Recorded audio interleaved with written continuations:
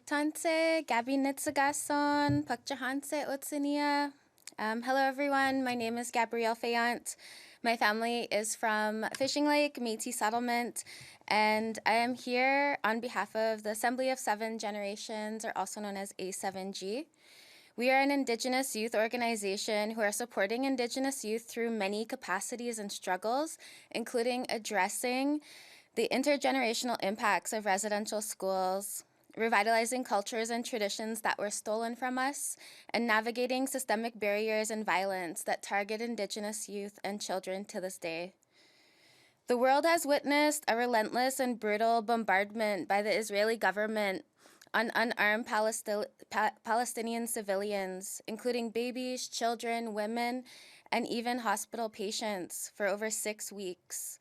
Children and youth have been forced to become journalists, advocates, and martyrs, experiencing more trauma than any human should have to endure in their lifetime. I stand here with Palestine because I feel that I have a moral obligation to speak up and stand up for injustice, especially when children are being murdered in the thousands.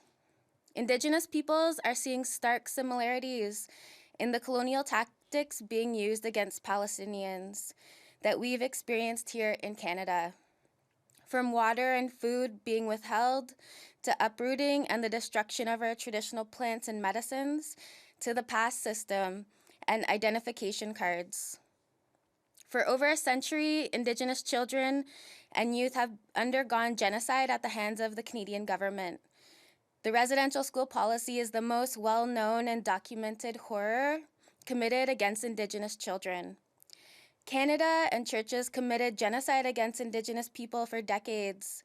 For over a century, Canada denied this fact. Canadians who were devastated upon discovering the unmarked graves at residential schools and said they would have done something if they had known are now in a position to act and intervene in a genocide. The Canadian government and Western countries bear responsibility for brutal killings of Palestinians, directly funding Israel, trading military gear, weapons, and aircraft to Israel, and censoring and silencing Palestinian voices in the media. We urge the public to remember that 1. A temporary ceasefire will not stop a genocide. A permanent ceasefire is required. 2. The medical and humanitarian catastrophe will have irreversible effects for decades to come.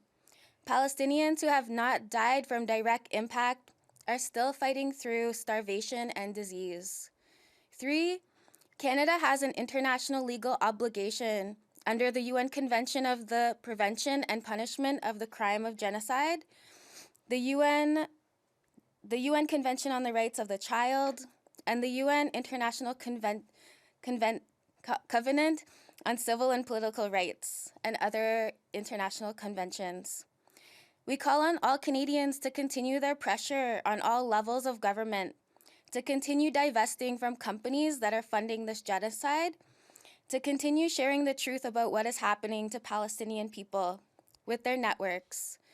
Advocates who will stand firm in their calls for peace, justice, and humanity are needed now more than ever in the face of seeing killings and brutality and greed.